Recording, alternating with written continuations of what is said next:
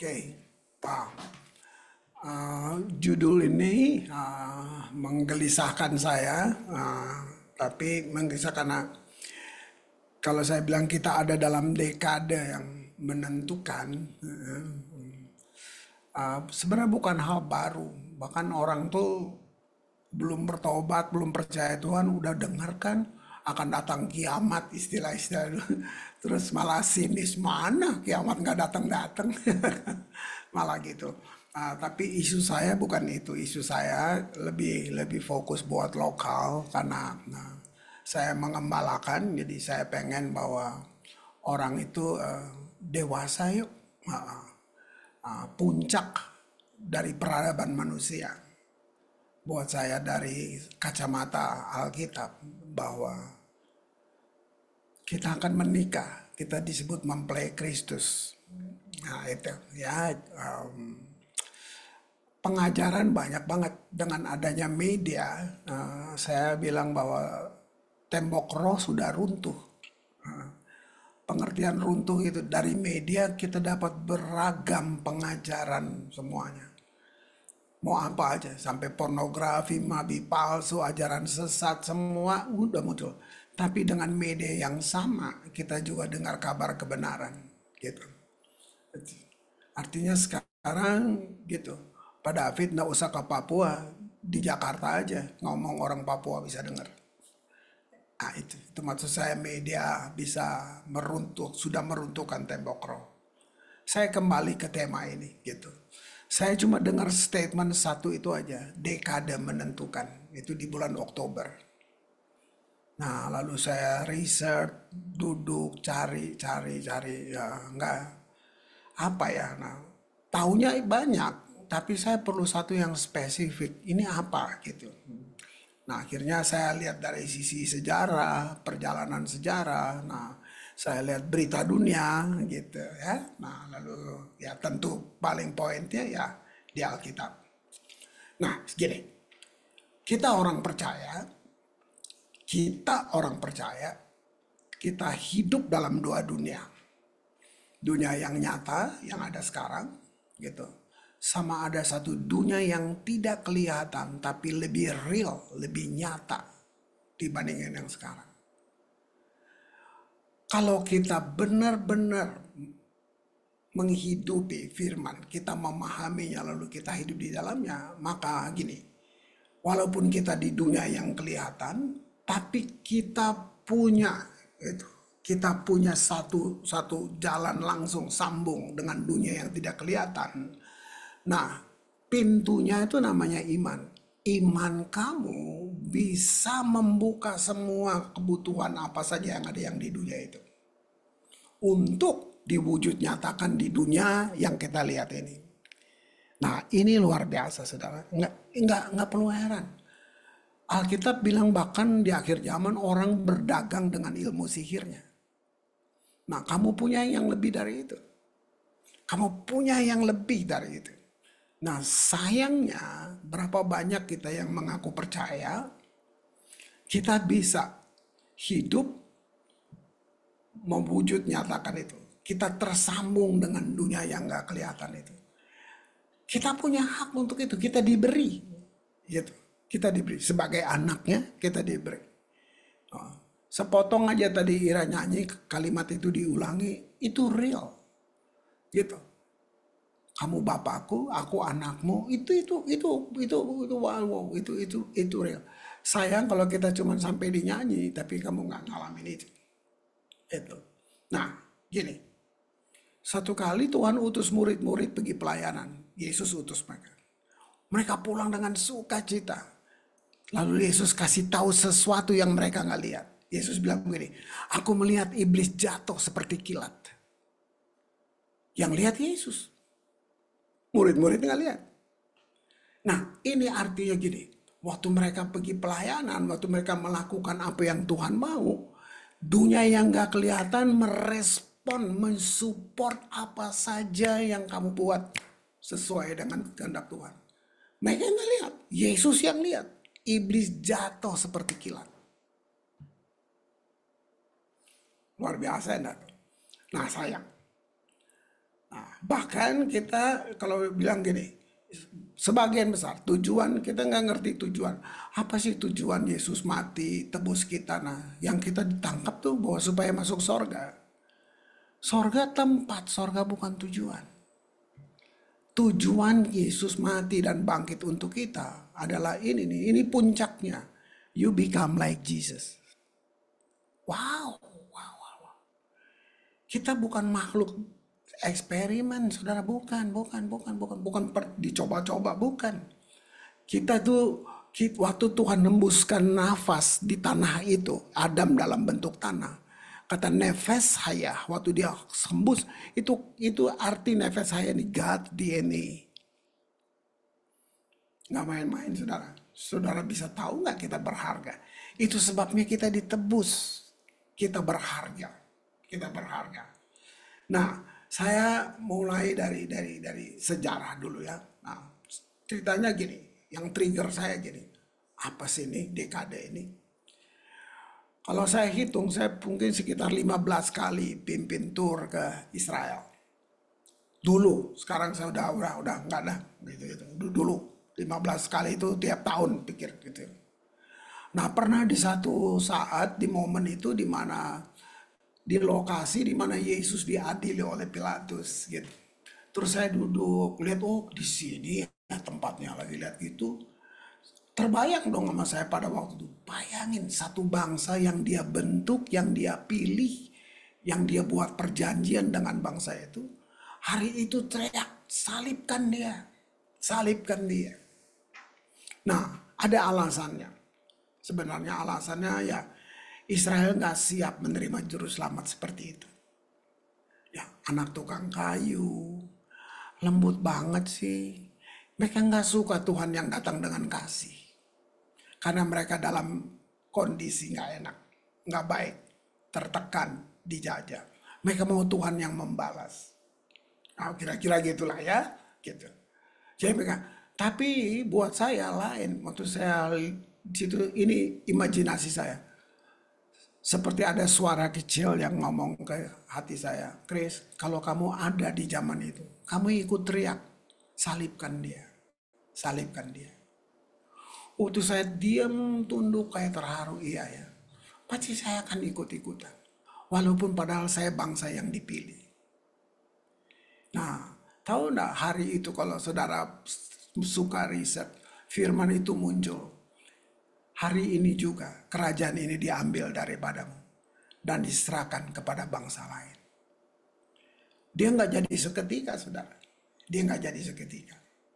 Tapi saudara lihat Israel pernah hilang dari peta dunia. Benar-benar nggak ada di dunia ini. Mereka terpencar di mana-mana. Nah, saya mulai dari sini bahwa sekarang dekade ini Israel menjadi tanda sekecil apapun, sangat signifikan. Tapi saya mulai dulu, mereka adalah satu-satunya bangsa yang didirikan oleh Allah. Tertulis Kejadian 12 ayat 2, aku akan membuat engkau menjadi bangsa yang besar dan memberkati engkau, membuat namamu masyhur, engkau akan menjadi berkat. Itu Tuhan. Waktu dia buat Israel.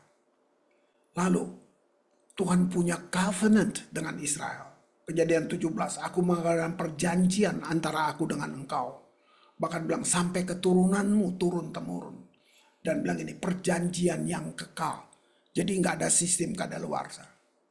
Israel sudah menolak dia dan semua, tapi perjanjiannya tidak gagal. Lihat itu. Nah, mari lihat fakta ini. Israel adalah bangsa yang lebih dari bangsa manapun, yang memberkati dunia lebih dari apapun. Yesus dari sana. Artinya secara fisik ya, gitu, dari sana. Alkitab dari sana. Gereja mula-mula dari sana. Nah, jadi dia menjadi tanda profetik seperti stopwatch gitu. Nah, Israel sekarang dia kayak tipping point atau titik pergolakan di mana hal kecil sekalipun gitu akan jadi cukup signifikan untuk membuat perubahan yang sudah tidak bisa dihentikan lagi. Gitu. Mari saya buka lagi sejarahnya. Perkataan tadi yang Yesus bilang itu jadi kenyataannya kapan? Itu kalau saudara sengaja sampai bilang Yerusalem, Yerusalem, itu tangisan banget. Kerajaan ini akan diambil daripadamu. Kalian tahu 70 Masehi bait Allah diruntuhkan. Itu nggak main-main. Bulan Agustus. Ini riset ya. Runtuh. Israel habis dari peta dunia. Nggak ada lagi. Nggak ada bangsa Israel. Mau lihat satu keajaiban? Terus waktu berjalan itu 70 Masehi ya. 1500 tahun kemudian. Lama loh, nggak main-main. 1500 tahun kemudian. Eropa perang, semua di mana-mana perang. Inggris menduduki wilayah timur itu. 1948 Inggris memberi surat keputusan Israel menjadi satu bangsa. Tahun 48. Itu 1500 tahun lebih kalau dihitung dari 70 Masehi. Gak main-main saudara. Muncul bangsa ini di dunia. Coba kenapa? Ini bukti bahwa Tuhan tidak membatalkan perjanjiannya. Dia beda. Sebelum saya terusin, saya mau saudara sadar ini. Tuhan bukan objek untuk dipelajari. Tuhan itu pribadi. Untuk kamu kenal dia. Dikenal. Kamu mau pelajari dia, pecah otak lo. Seluas apa? Coba lihat itu. Nah, itu. Nah, satu generasi, ini firmannya dia juga. Waktu kamu nanti lihat pohon ara mulai bertunas. Itu gak ada tentang lain, itu tentang Israel. Itu tandanya, sudah dekat. Nah, saya pakai kata dekade ini. Bahkan dia bilang ini, angkatan ini tidak akan berlalu. Waktu itu berupa tulisan, semua berupa tulisan. Semua berupa tulisan. Hari ini terwujud, saudara. Benar-benar terwujud. Nah, Musa memberi satu pernyataan profetik buat bangsanya. Banyak pendeta termasuk saya suka pakai ayat ini ngaco gitu. Buat kalau khotbah ulang tahun gitu kita pakai. Padahal ini bukan untuk itu. Ya kan? Mazmur 90 ayat 10 gitu. Masa hidup kami 70 tahun. Jika kami kuat 80. Selebihnya penderitaan. Kita pakai itu kalau orang ulang tahun tuh ayat. Ngaco tuh benar-benar. Ini pernyataan Musa buat Israel. Saya ajak saudara hitung. Tahun 48. Tambah 70 tahun. Kamu tahu? 1000. Bayangin. Tahun 48 tambah 70 tahun. 2018. Sudah. Benar nggak sekarang kita dalam dekade yang menentukan? Lihat itu. Wow. Dulu tulisan. Sekarang dia jelas nyata di depan kita. Kita ada di sini. Itu. Satu generasi. Benar-benar. Angkatan ini tidak akan berlalu daripada. Nah, kata musim dalam bahasa aslinya dibilang appointed time. Waktu yang ditentukan. Saudara punya agenda kerja. Tahu nggak Tuhan juga punya? Masalahnya kita orang percaya tidak selaras dengan dia. Gitu. Itu makanya saya harus jujur. Banyak yang suka, banyak kayak tadi nyanyian Ira tadi oke. Tapi banyak orang ya kalau kita bilang Tuhan tuh baik, mereka sinis. Kalau Tuhan baik kenapa gua kayak gini? Nah itu. Kalau Tuhan baik kok ada perang? Nah itu klasik buat saya. Itu orang-orang yang beragama tapi nggak kenal. Makanya pertanyaannya gitu. Kayak gitu. Wow, lihat itu. Jadi 30% isi Alkitab adalah nubuatan. Tangkap baik-baik. Semua nabi dalam Alkitab itu mereka yang bernubuat. Dan ada bagian yang mereka nggak lihat karena mereka sudah mati. Semuanya. Mau sebut Yesaya, mau sebut semua nabi-nabi yang lu kagum semua. Mereka ngelihat nubuatannya. Tahu nggak?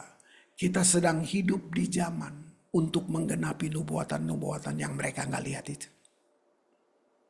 Ini, gitu. Jadi sekarang kalau dibilang end time sekarang. Berikutnya, firman Tuhan yang saudara dan saya percaya terbukti benar. Apalagi benar Yesus datang. Minggu lalu saya nonton, ini media, saya nonton interview AI. Terus dia dibilang mother dari of AI itu. Gitu. Dia kuliah di Amerika semuanya. Gitu. Terus dibilang ini 2027 berarti 3 tahun lagi. AI udah kayak manusia. Cuman nggak ada perasaan. Persis dia bisa deteksi apa saja. Cuman nggak ada perasaan. Kira ada. Sekarang teman-teman saya bilang mereka bisa bikin lagu, aransemen AI yang bikin. Dan bagus. Bayangin. Kamu bisa lihat. Kamu tahu nggak Wahyu menulis apa? Patung ditunjuk bernyawa. 2000 tahun lalu semua berupa tulisan. Sekarang terwujud nyata. Lihat itu. Tapi gini, ini bukan untuk kita takut. Bukan.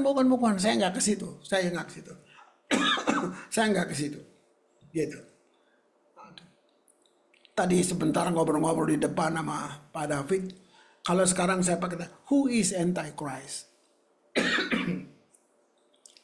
Gampang, sederhana. Yang anti firman. Itu aja jawab. Yang anti nilai-nilai kekristenan. Itu Antichrist. Itu. Gitu. Yang akan terjadi apa? Kemurtatan dunia. Murtad itu apa ya? Melenceng gitu. Kayak gitu. Itu murtad. Nanti kalau kamu baca Matius 25 ya, saya nggak usah baca itu. Ini saya mau bilang aja. Di masa Yesus datang ini. Tangkap baik-baik. Separuh gereja sudah menjadi palsu. Saudara akan dengar aja. Saudara mulai lihat aja. Separuh gereja sudah menjadi palsu. Eropa sudah menjadi contoh. Dulu semua dari situ. Teologi terbaik, semua yang baik, semua keluar. Sekarang kering. Kamu lihat? Wow, itu. Aduh. Oke, saya baca dulu. 2 Tesalonika 2, ayat 3, 6, dan 8. Saya lompat supaya nggak panjang-panjang. Ayat 3, 6, dan 8. Saya baca dulu ya. Janganlah kamu memberi dirimu disesatkan orang dengan cara yang bagaimanapun juga.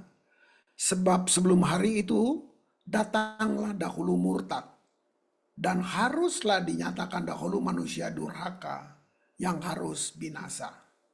Itu ayat 3. Nah ayat 6 dibilang ini. Sekarang kamu tahu. Stop sebentar. Kamu benar udah tahu atau belum tahu? Kata kamu ini orang-orang percaya. Orang-orang yang punya hubungan dengan Yesus. Sekarang kamu tahu apa yang menahan dia. Nah makanya kalau kamu ketakutan, kamu semua ketakutan yang wajar aja lah. Tapi bukan berlebih-lebihan ya. Berarti kita belum tahu apa yang menahan dia. Dibilang ini, sehingga ia baru akan menyatakan dirinya pada waktu yang telah ditentukan baginya. Saya sambung dulu sebentar. Jadi sudah ada Antichrist, itu sudah ada gitu. Sejak kejatuhan manusia dia udah ada di situ. Cuman dia belum bisa bertindak karena ada yang menahannya. Itu. Nah, siapa yang menahannya? Sederhana. Selama ada Roh Kudus di dunia ini, jangan macam-macam loh, kira-kira gitu. Nah, itu.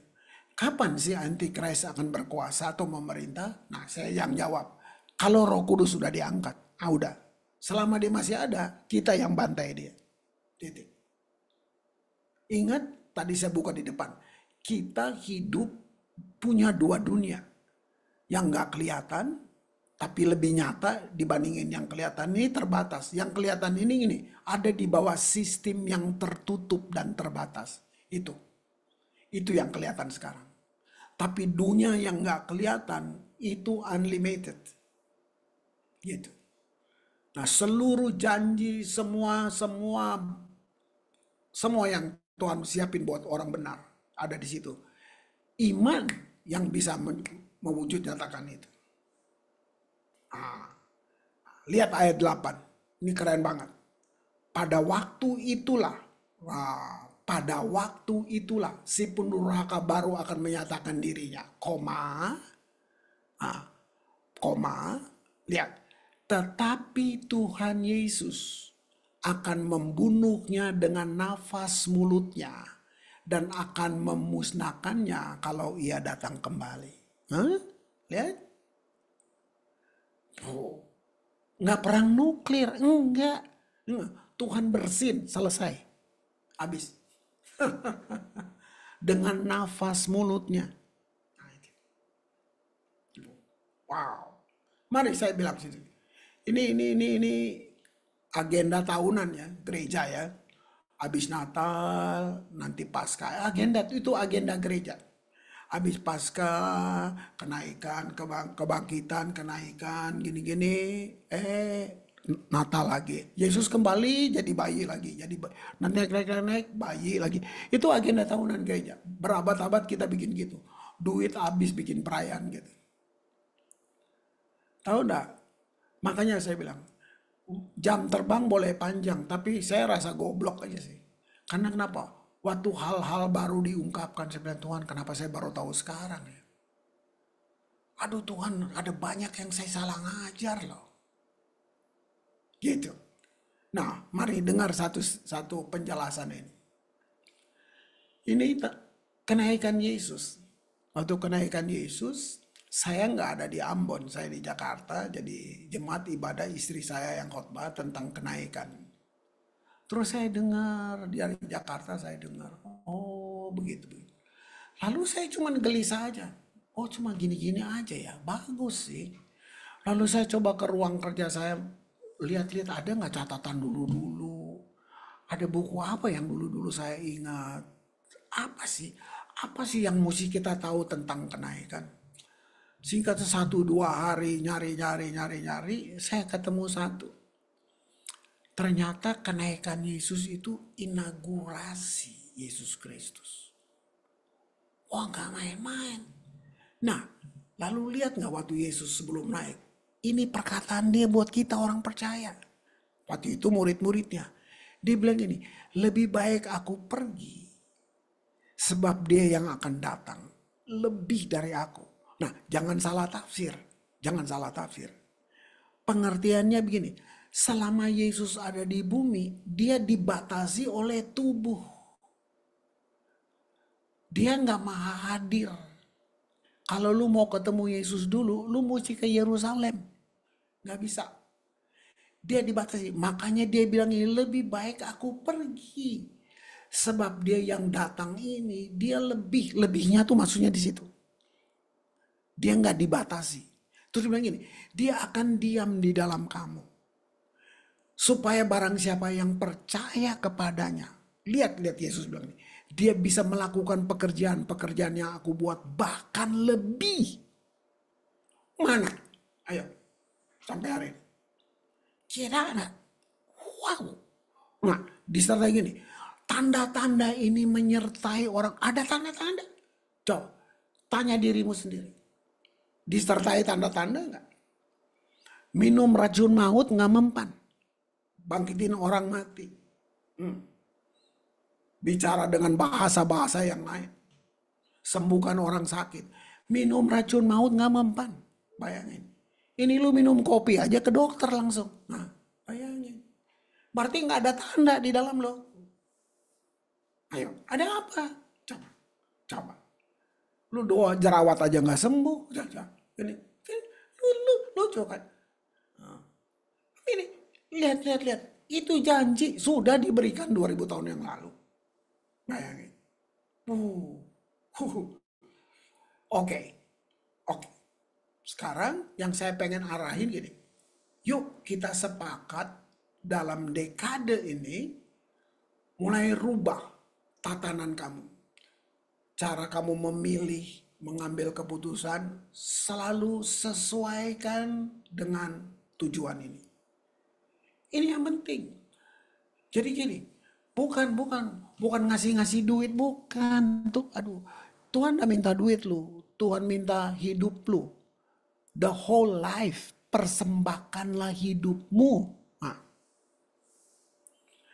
gimana lu mau bilang, Tuhan pelihara aku, lu gak kasih hidup, lu mau dipelihara apanya? Lu cuma kasih duit, lu pikir itu transaksional. Gitu. Ya apanya? Kamu gak kasih hidup lu. Ini, saya mau kasih tahu, separuh gereja palsu tuh di sini. Nanti kau lihat. Kasih hidup ini bukan jadi pendeta, bukan jadi pendeta, bukan. Ya kan? Ayo belajar Alkitab, ayo belajar. Gitu. Belajar tuh, nanti tuh di sekolah tuh, Pak David tuh belajar. Bukan supaya jadi pendeta, bukan. Supaya jangan dibohongin sama pendeta, ayo. Belajar. Ini penting banget. Mari, yang bikin saya terkejut. Yesus naik ke surga, selesai. Yang diam di dalam kita namanya Roh Kudus. Tahu nggak? Sekian puluh tahun saya melayani. Hari itu saya terkejut, Tuhan, indah banget. Tahu nggak? Nama kepanjangan dari Holy Spirit. Apa tahu? Ini nama kepanjangan dari Holy Spirit. Jesus Unlimited. Wih. Jesus yang unlimited itu diam di dalam kamu. Nah tapi ini dia. Yang gue bilang tadi, lu doa jerawat aja gak sembuh. Yang ada siapa di dalam lu?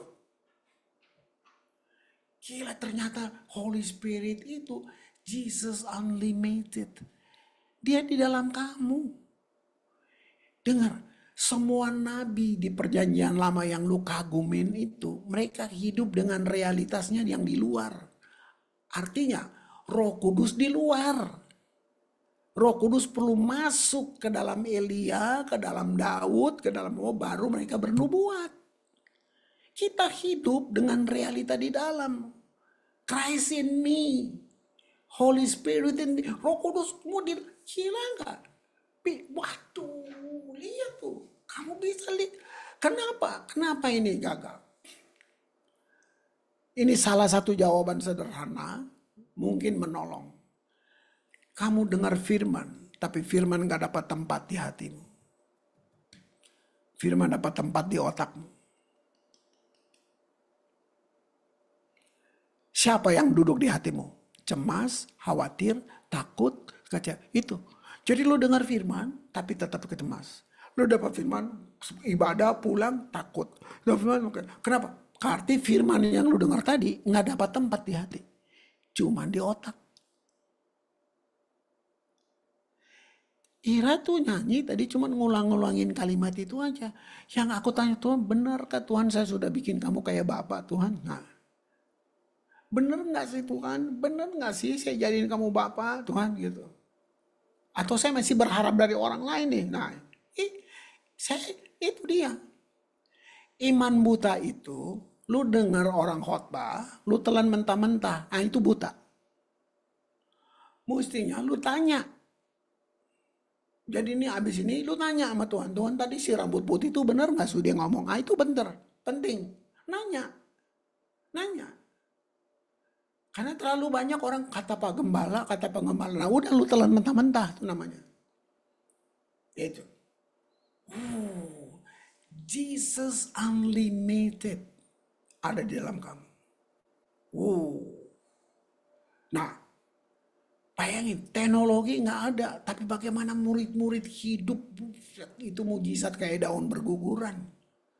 Kamu punya Tuhan, bayangin, yang hebat, bayangin, yang supernatural, Tapi kita biasa-biasa, berarti ada yang salah.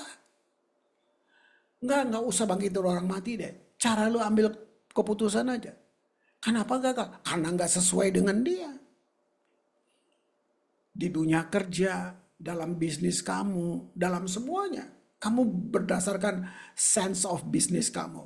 Kemampuan kamu menjalani udah terbiasa karena orang tua juga jago bisnis. Terus lu pikir, nah udah. Gitu.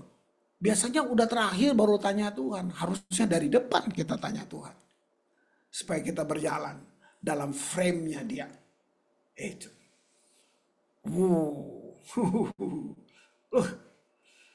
Lihat itu. Nah, separuh gereja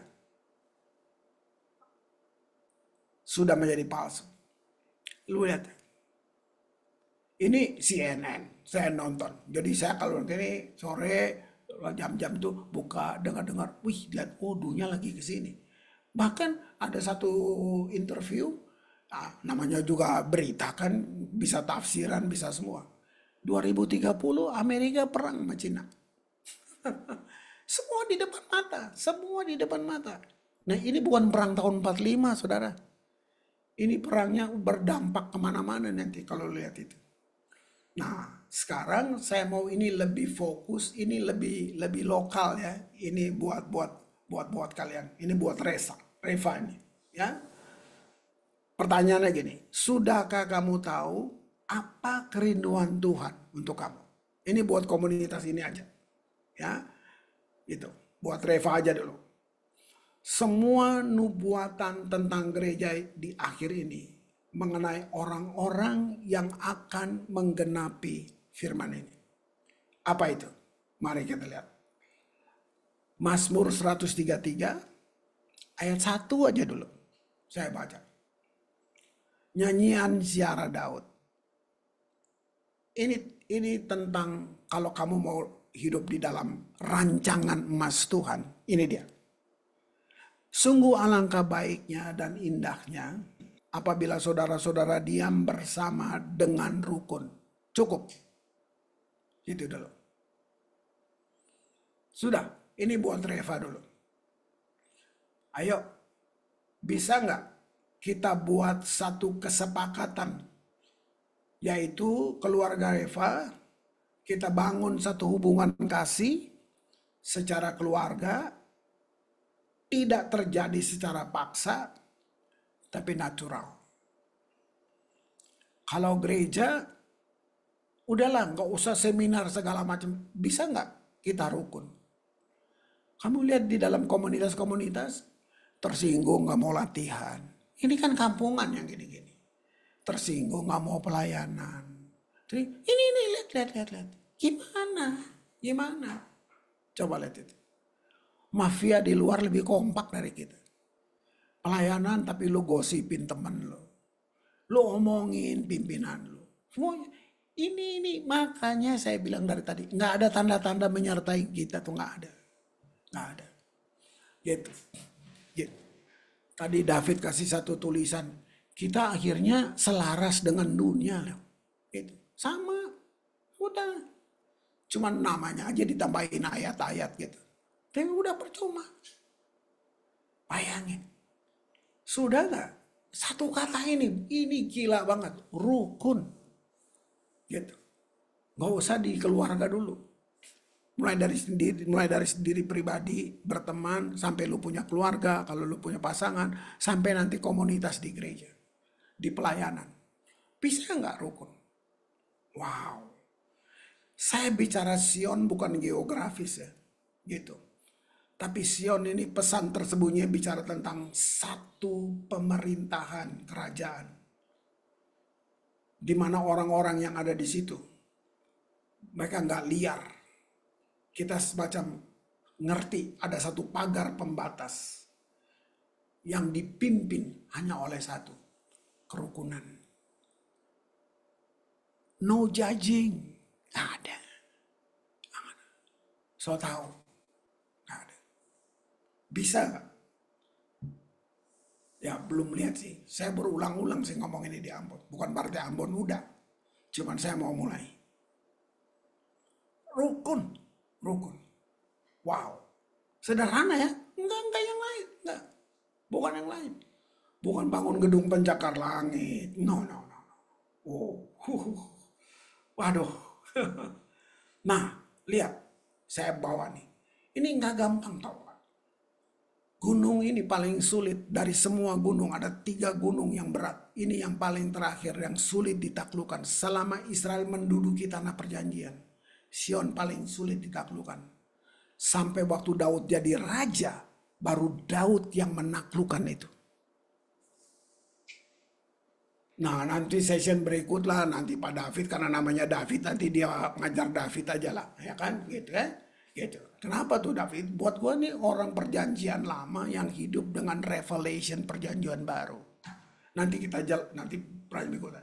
Tapi gila, ternyata di Sion ada satu musuh yang begitu kuat, yang terberat, yang sulit, yang dia tinggal di situ, sulit untuk dikalahkan. Suku itu namanya suku Yebus.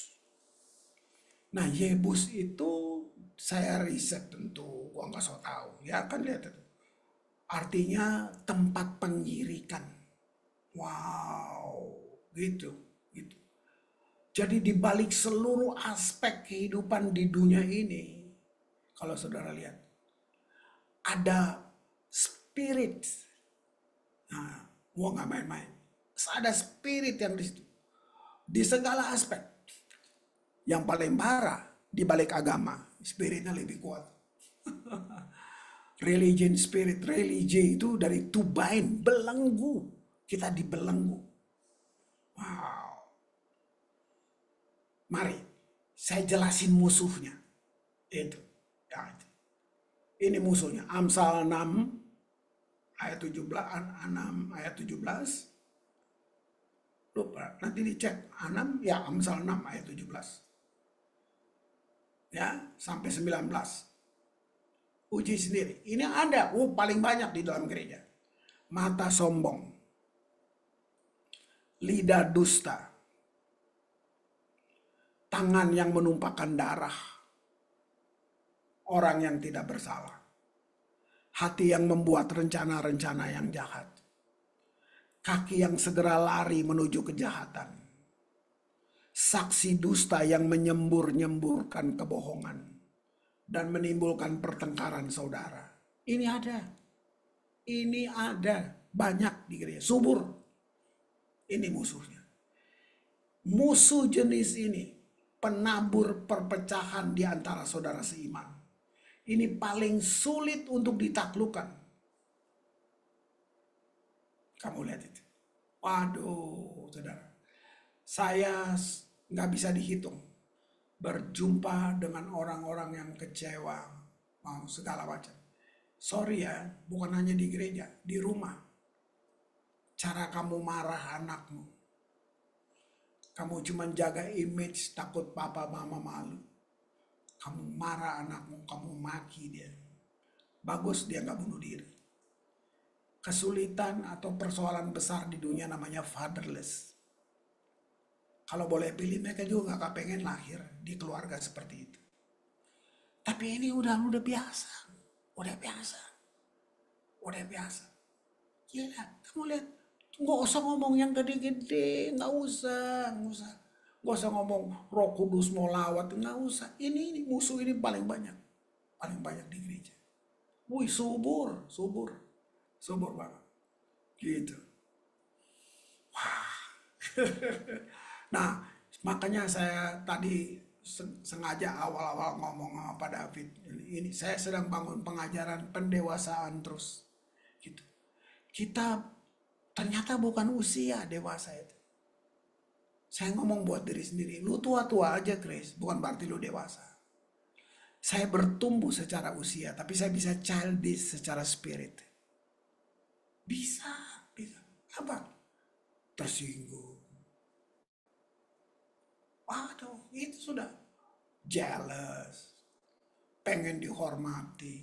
Aduh. Sebenarnya mestinya kalau saya tahu identitas saya, harga diri saya nggak hilang. Dengan orang nganggap ini nggak perlu. Selama kamu masih cari status sosial, itu dunia yang kasih. Jadi kamu berharga waktu sosial orang di sekitarmu melihat lu, ya gitu. Jadi yang mahal itu jam tangan lu, dompet lu, tas lu yang mahal. Lu nggak mahal. Padahal tahu nggak kamu mahal apa? Kamu ditebus dengan nyawanya juru selamatmu. Itu mahal. Kamu mungkin cuma cleaning service, kamu cuma sekretaris, tapi kamu mahal karena yang tebus kamu yang punya langit dan bumi. Wow. Saya ulang lagi, saya perkaya dulu. Mazmur 103, saya ulang lagi. Tadi kan baru ayat 1. Lihat ayat 2. Tadi rukun, ayat 2 ini. Seperti minyak yang baik di atas kepala, meleleh ke janggut, yang meleleh ke janggut Harun dan ke leher jubahnya. Nah, ini bicara generasi dari kepala, nah ini bicara generasi. Apa dosa gereja? Dosanya tidak mempersiapkan generasi. Apa dosa generasi? Sekarang saya tanya. Dosa generasi adalah tidak menghormati generasi yang di atas. Sama. Itu tadi, nggak bisa rukun. Jadi, saudara berkatnya nanti di ayat 2 bilang, dia dari kepala, leher, janggut, itu turun, nggak berhenti. Kalau kita rukun. Turun, nggak berhenti. Kira nggak tuh? Jadi Sion adalah tempat untuk orang-orang yang transparan, yang ada di bawah satu pemerintahan, dibilang oleh Roh Kudus atau kita sebut kerajaan Allah. Dia disebut City of David. Bayangin orang ini, ampun. Kalau mau nanti diperluas, disitulah Tabernacle of David dibangun. Tahu nggak? Daud bangun sesuatu yang Tuhan tidak suruh. Saya baca beberapa komentar pakar-pakar teolog, sampai mereka bisa bilang, kenapa Tuhan tidak bunuh Daud ya? Karena dia sedang bangun yang Tuhan tidak suruh. Ternyata Tabernacle of David, aduh sederhana banget, tendanya kayak pramuka gitu. Tapi kalau kamu lihat gitu, yang satu kemah Musa, semuanya dari emas. Tapi sampai di ruang Maha Kudus, nggak ada tabut perjanjian. Waktu itu sudah dicuri. Gila enggak? Nah, saya mau bilang ini. Gereja penuh dengan hiasan yang hebat. Tapi nggak ada tabut perjanjian. Ini dia. Penuh, wah hebat. Upacaranya, acara-acaranya muluk banget. Tapi nggak ada tabut perjanjian. Udah dicuri. Daud, kemahnya kayak pramuka. Aduh, tendanya belek. Tapi di dalamnya ada tabut perjanjian. Kenapa? Begitu Daud jadi raja, keinginan pertama dia, kembaliin tabut. Keren gak tuh? Tercatat di Kisah Rasul, dibilang Daud menyenangkan hati Tuhan 33 tahun lebih. Tahu gak waktu Daud bangun itu? Israel ada di puncak kejayaan. Kenapa? Karena hubungan kembali. Israel menjadi bangsa yang dipimpin dalam penyembahan. Wih, gila. Daud bilang menyenangkan hati Tuhan. Wow. Nah, saya mau jelasin. Kemah Musa, logam mulia, tembaga, perak, ukiran, itu bukan ide manusia, Tuhan yang suruh loh. Jangan main-main. Inci per inci, nggak main-main. Waduh, bayangin itu tutupnya kulit lumba-lumba di padang gurun, lu cari lumba-lumba di mana? Coba. Tapi harus dapat. Kalau Tuhan suruh, biar sulit juga bisa. Nah, yang saya mau bilang, semua udah tanpa tabut. Rumit banget. Mulai dari ruang pelataran, ruang kudus, ruang rumit banget. Sampai di Daud. Ya ampun, cuman tenda pramuka. Mari saya jelasin, tangkap baik-baik. Apa bedanya di sini? Daud bilang begini, dia rubah ini. Dengar konsep ini. From complicated become simplicity.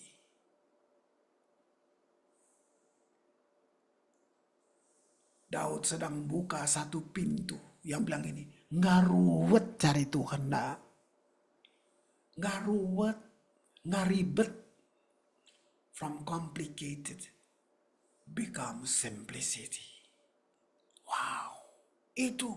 Nah, itu di Gunung Sion, itu di Gunung Sion. Nah, tapi apa wujud nyatanya apa? Tarik kembali ke tadi, rukun. Rukun, udah titik. Rukun. Ayat 3. Ayat 3 nih dampaknya. Waktu ayat 2, 1, 2, ayat 3 dampaknya. Seperti embun Gunung Hermon. Wah, seperti embun Gunung Hermon. Turun ke atas gunung-gunung Sion. Sebab kesanalah Tuhan memerintahkan berkat. Berkat apa? Kehidupan. Untuk berapa lama? Selama-lamanya. Nggak ada kadaluarsa. Everlasting. Selama-lamanya. Oke. Satu kali dalam tour itu juga di Israel, saya ingat kalau nggak salah kita lagi di Galilea tuh, lagi nyebrang di danau itu, iseng-iseng saya ngobrol sama lokal guide-nya di sana. Nah, saya tanya gini, yang mana sih Gunung Hermon? Nah, tuh dia tunjuk ini, Sion. Jadi itu utara selatan. Nah, susah banget. Terus ayat ini nih, saya nanya, di Alkitab saya bilang gini, pernah nggak ada embun dari Hermon turun ke Sion? Dia juga nggak jawab. Dia cuma senyum aja lihat saya. Mungkin Alkitab kita kan beda gitu. Atau kata lain gini, mana mungkin nih pendeta bego banget sih. Lihat aja utara selatan, mana bisa embun dari sana pindah ke sana, katanya. Cuman dia nggak bilang. Ya sudah, coba saudara baca baik-baik ayat ini. Memang nggak bisa. Tapi itu orang bilang gini, seperti, ya kan, embun Gunung Hermon turun ke Gunung Sion, kesanalah Tuhan. Jadi gini, nggak mungkin kan? Tapi karena lu rukun, Tuhan perintahkan.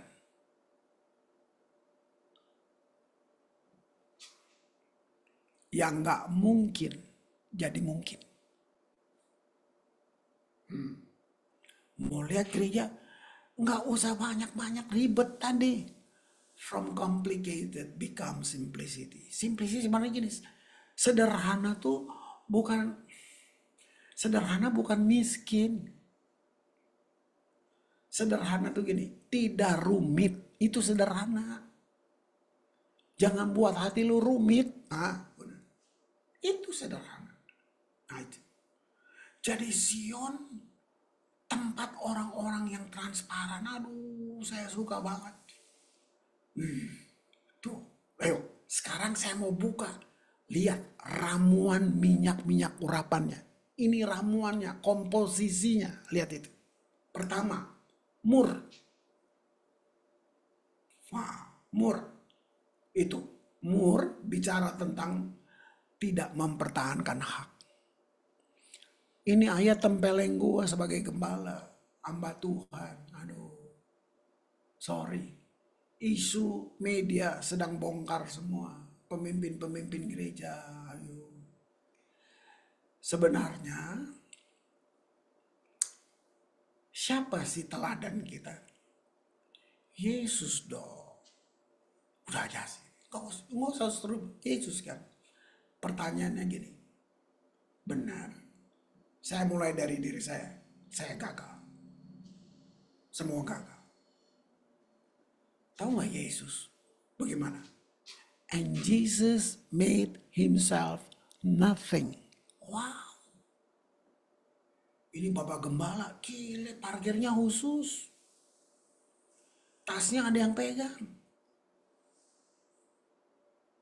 Ngeri gak? Gagal. Udah dalam banyak hal. Kita aduh, bener. Teladannya Yesus. Yesus duduk makan sama orang-orang berdosa. Oh, kita nggak bisa. Jangan sentuh hamba yang diurapi. Waduh, sadik, waduh, ngeri banget nggak? Oh, tidak mempertahankan hak. Itu baru yang pertama, benda pertama. Yang kedua, namanya kayu manis. Nah, kamu catat aja. Apa itu? Kalau kebijakan yang dipenuhi dengan kebaikan Allah.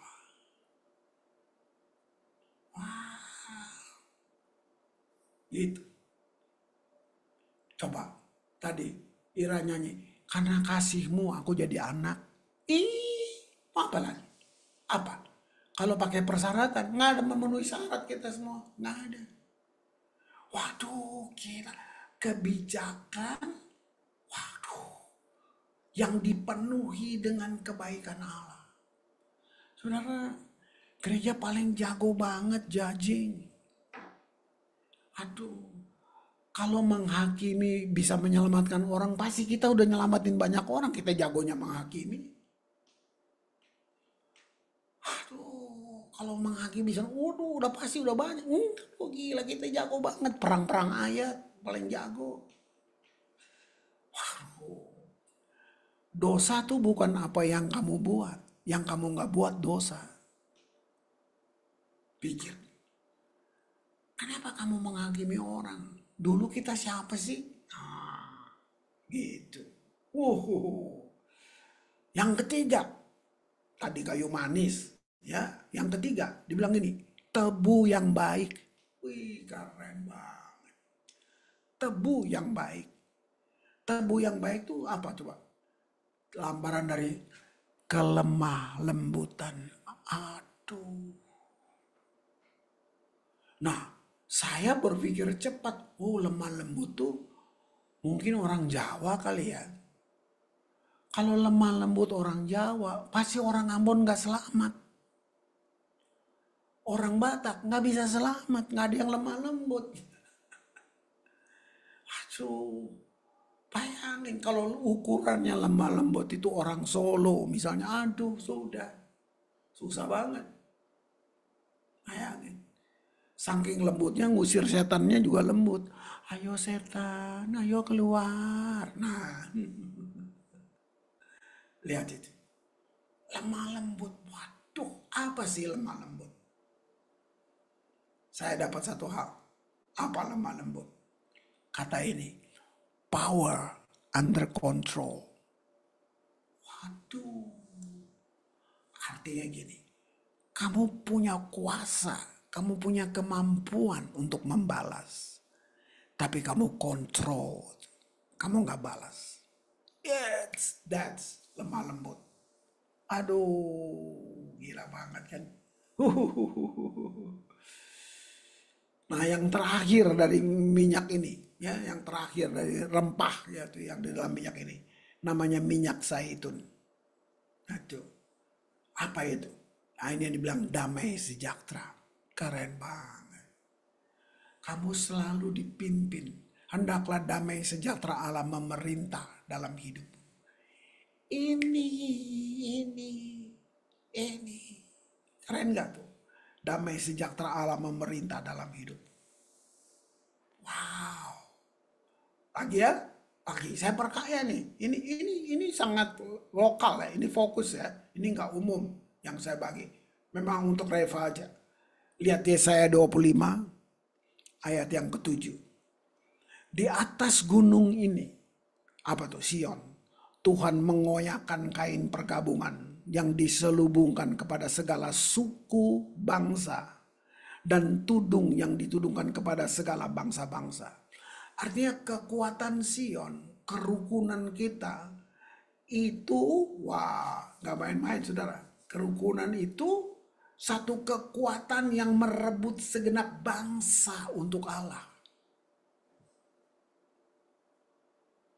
Percuma mau teknologi, mau segala modernitas, mau apalah, mau lu punya lighting kayak apa, kayak alat-alat.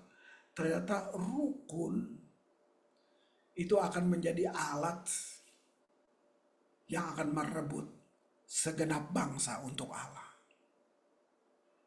Kita nggak rukun. Kembali lagi, saya bilang ini nggak terjadi bulan depan di Reva. Nggak terjadi tahun depan, mungkin juga belum. Tapi senggangannya ini sudah jadi prinsip dasar buat kalian. Ini yang kita akan bangun. Spirit ini harus ada di dalam Reva. Itu. Wow, keren nggak? Saya baca aja, kalian catat aja. Saya yang baca aja ya, gitu. Mazmur 87 ayat 2. Ya, ayat 2 sampai 5. Tuhan lebih mencintai pintu gerbang Sion daripada tempat kediaman Yakub. Lihat itu. Hal-hal yang mulia dikatakan tentang engkau ya kota Allah. Lihat, aku menyebut di situ ada gini, Rahab, Babel di antara orang-orang yang mengenal aku. Filistia, Tirus, Ethiopia, dilahirkan di sana. Lihat ini orang-orang tadi kita bilang kain perkabungan dicobek segala bangsa datang. Ini orang-orang ini masuk nih. Ya. Gitu. Ayat 5 tentang Sion dikatakan seorang demi seorang dilahirkan di sana. Ada penyaringan, ada filter. Dia yang maha tinggi menegakkannya. Ya enggak tuh. Ada penyaringan, lalang dan gandum disaring di sini nih. Ayat 6, Tuhan menghitung pada waktu mencatat bangsa-bangsa. Ini dilahirkan di sana. Nah, puncaknya ayat 7, orang menyanyi-nyanyi sambil menari beramai-ramai. Segala mata airku ada di dalammu. Bayangin. Ini penulis ini nenek moyangnya pemusik kudus, Bani Korah, Kehat, itu. Gak main-main. Nah, kamu lihat saya coba ambil orang-orang yang di luar Israel ini. Namanya Rahab. Masuk di dalam. Bayangin. Bayangin ternyata 2 juta orang kelilingi Jericho. Hasilnya cuma untuk selamatin Rahab sama keluarganya. Gila. Kenapa? Nah itu kita nggak ngerti. Saya, wow Tuhan. Rahab, penulis surat Ibrani, memasukkan Rahab dalam daftar teladan orang-orang beriman. Gila. Kamu lihat gak? Rahab menjadi istri dari Salmon, ibu dari Boas, nenek moyang dari Daud.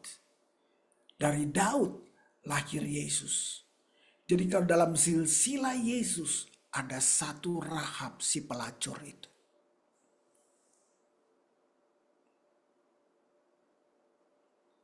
Kalau kamu bisa lihat ini. Tadi lagu yang Ira nyanyi gak sederhana.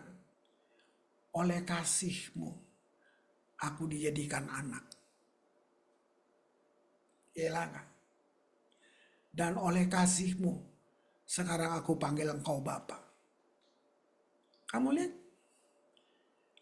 Tapi kita kalau orang udah gagal, aduh, waktu lu baik, kamu dihargai banget. Begitu lu gagal, sendal bekas lebih berharga dari lu. Itu yang gereja buat. Yesus gak buat itu. Wow.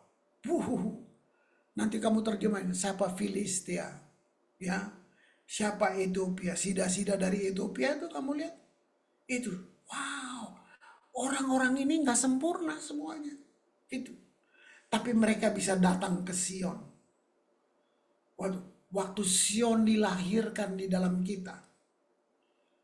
Wow. Sion adalah pemerintahan kerajaan yang dipimpin oleh raja. Yang namanya Raja Damai.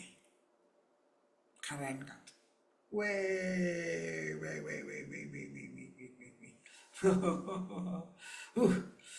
Oke, nggak apa-apa. Mulai dari Reva aja, wilayah lokal.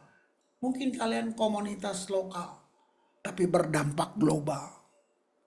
Waktu kita hidup dalam frame ini. Wah. Terus. Saya nggak mau sia-siakan ini. Ibrani 12 ayat 22. Tetapi kamu sudah datang ke Bukit Sion, kota Allah yang hidup, Yerusalem sorgawi. Beribu-ribu malaikat, satu kumpulan yang meriah. Gitu. Di sini Paulus sedang bilang panggilan tertinggi kita namanya Sion. Ini dia. Apa itu? Kerukunan. Kesatuan kita dengan sesama dan dengan Tuhan. Ini keren banget. Keren banget. Keren banget. Gitu. Nah, dasar hubungan kita iman. Atmosfernya kasih. Itu. Luar biasa. Keren. Tahu nggak waktu Yesus mengajar kita berdoa, Bapa kami, kan dia yang bilang, datanglah kerajaanmu, jadilah kehendakmu di bumi seperti di sorga. Berarti apa yang bumi harus lihat, apa yang mesti terwujud di bumi, cuman satu, kerukunan, kasih. Urapan tertinggi dari semua urapan namanya kasih. Firman bilang nubuatan akan berhenti, seluruh karunia akan stop. Hanya tinggal satu, kasih. Jadi secara alegoris, Sion itu ruang Maha Kudus, tempat di mana Tuhan ada di situ. Tabut Allah di situ. Satu pengaturan penyembahan yang tidak normal, gitu. Daud melanggar peraturan-peraturan keimamatan waktu dia bangun itu. Kira ada. Nah, ini ayat terakhir, tapi bahasa Indonesianya kurang kaya kayaknya ya. Saya ambil terjemahan Inggrisnya, bagus banget David. Itu Mazmur 50 ayat 2. Ini yang saya bilang masa depan gereja. Waktu tadi kita menggenapi nubuatan ini, kalau kita rukun, ini puncaknya. Ini puncaknya, Mazmur 50 ayat 2. Lihat ya. Dalamnya Inggrisnya gini, out of Zion, the perfection of beauty. Aduh, gila. Ya, God had shine. Out of Zion, the perfection of beauty. Apa itu? Kecantikan yang sempurna. Tadi di depan, saya udah jelasin bahwa ini perjalanan kita, puncak dari peradaban kita menikah dengan Kristus. Nah, Kristus mempelai laki-laki. Kita didandanin sampai kita cantik yang sempurna. Perfection of beauty. Gereja ada di situ. Di situ Tuhan tampil bersinar. Sadap gak tuh? Kebangunan rohani akhir zaman yang penuh dengan kemuliaan oleh kasih karunia Allah. Apa itu? Kita dipanggil dalam kesatuan hubungan yang intim dengan Tuhan, Yesus Kristus, dan sesama. Itu sebabnya dengan David pun saya kasih hak, dia boleh koreksi saya. Boleh, semua. Ira, Reva, semua kalian boleh. Kenapa? Kita mau benar, kita mau hidup seperti yang dia mau. Itu nggak merusak harga diri saya. Kan dibilang kita saling berbagi, saling menegur, saling menasihati, kan gitu. Bukan judging, bukan. Ini keren. Oke, saya batasi sampai di sini. Tuhan Yesus memberkati.